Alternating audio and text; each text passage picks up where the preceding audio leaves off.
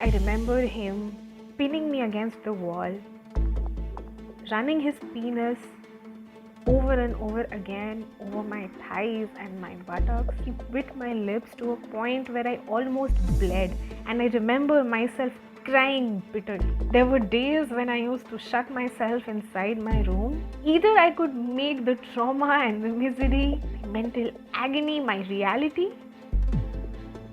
or I could fight it.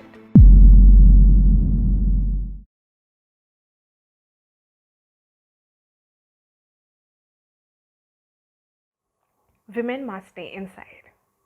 Women must not go outside at night, and women must not wear short clothes. Because there are bad men outside who are just waiting to prey upon you. So if you do venture outside, if you dare to do that at night, of course you will get hurt. Of course you will get raped. But what about the children?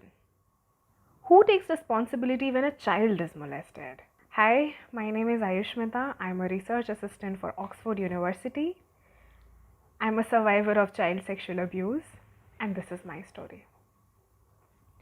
When I was a child, I used to come back home in the afternoon from school to an empty house because both my parents work and I don't have any siblings. During those couple of hours in the afternoon, I could do anything and I treated the house like my fort. I was also really into reading when I was a child because I wanted all the knowledge that I could gather. One particular magazine that I used to read that I remember of was Manorama Tell Me Why, that used to arrive every month with special editions. People tell me that the villains of our story are usually the people we do not know, people we do not really trust. But that's not really the case. Because of the fact that in the afternoon I was alone every day, my mother had a long list of do's and don'ts, which every mother does, right? Don't step outside. Do not open the door without asking who is outside at the door. Make sure that you know the person. Even if you know the person, make sure that this person is supposed to be there at that particular point of time, and only then should you open the door. Always ask who is outside before you open the door for them. And trust me, like an obedient child, I followed all of those rules. And yet it happened to me. This newspaper wala in question was a kind, friendly figure. Someone we knew. He would arrive every month in the afternoon to hand me over the magazine. For a couple of months, it was all fine. He would ring the bell, I would go outside, he would hand me over the magazine, ask me kaisi ho. I would say theek ho. He would ask me how are my parents. Like a friend. One fine afternoon, I had just come back from school, had my lunch, freshened up, when I heard the doorbell ring. I was a little surprised because this was not the usual time for my mother to come back home. But hey, do you remember the newspaper wala? I went outside and I, like my mother had said, made sure that I knew the person who was outside. I peeped outside through a small hole on the door, which was not the peephole, but a triangular shaped architectural defect, and I remember what I saw till date more than a decade later. It was a familiar silhouette, and I recognized the newspaper wala. In my mind, I exclaimed, "Hey, my magazine," and I opened the door for him. He handed me over the magazine, smiled at me, and asked, "Kaisi ho?" I said, "Theek ho. Mummy, Papa kaise hain?" I said, "Wo bhi theek hain." And he shook my hand. He used to do that. Every time he arrived, he used to shake my hand like a friend. This one time, he gestured to come towards him. And I did. I did not know any better. I was just 10 years old. I stepped forward, he held my hand and he pulled me closer. And then he gave a small kiss on one of my earlobes. Like a peck. It was not a lot, but I was surprised. I couldn't stop myself from giggling for just a tiny second because I was ticklish. And he asked, "Acha laga?" Well, nahi laga tha. But I did not say anything. He left, I came inside, did not think much about the incident and decided to devour upon the magazine. Next month, when he arrived, again in the afternoon when my parents were not around, I opened the door for him again, and a little more happened. What had started from a handshake transcended into something much more excruciatingly painful for me. At that time, when I was about 10 years old, I used to wear skirts up to my knees, and one day I remember I was wearing a black skirt with little blue flowers all over, along with a blue t-shirt. And that day, I remember him pinning me against the wall, running his penis over and over again over my thighs and my buttocks. I remember how I felt when he was running his coarse, brown, thick fingers over my breasts. I remember him sliding his fingers over my underwear into my vagina. He did things which I did not even realize were abuse, sexual abuse. He did things which I did not recognize. He opened his belt buckle and put his right hand inside, and I did not know what he was doing until years later. I remember being hurt, physically and emotionally.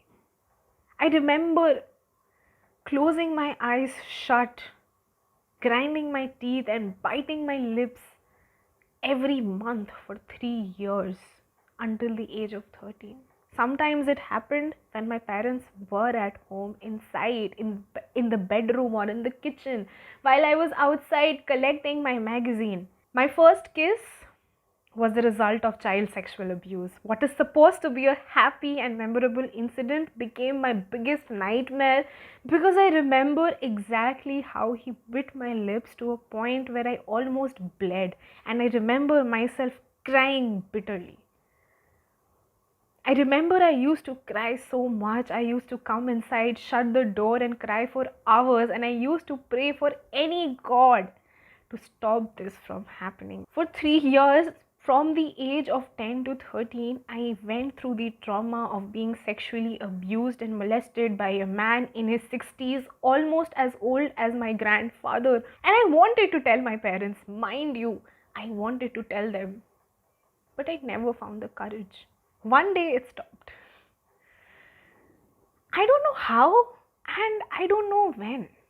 I just remember in my vague memory that I was about 13 when it stopped happening, and I did not ask why.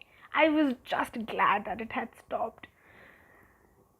The damage of 3 years was enough for me for an entire lifetime. So I don't ask why did it stop. The nightmares never stopped. But you know what? I heard somewhere that this world is not well equipped to handle damaged people. So we try to show that we are not damaged because, as children, we are told to be just perfect. And we cannot really show our damage. So I didn't. From the point where I was pushed off that cliff to today, I went through bouts of mental agony, anxiety. There were days when I used to shut myself inside my room in my hostel here in Delhi and cry for hours. My misery became my best friend. I was alright with carrying all the bitterness that I had for the entire world. But you know what? Nobody chooses that. Nobody chooses to hold on to bitterness. Nobody chooses to be sad. So I chose not to. One day I woke up and I decided that I don't want to be like this anymore. I had held on to bitterness and anger for such a long time that I decided that I want to channelize my anger into something much more positive.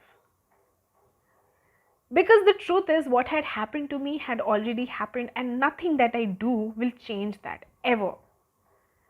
Ultimately, the choice was mine whether or not I want to deal with it. Either I could make the trauma and the misery, the mental agony my reality, or I could fight it.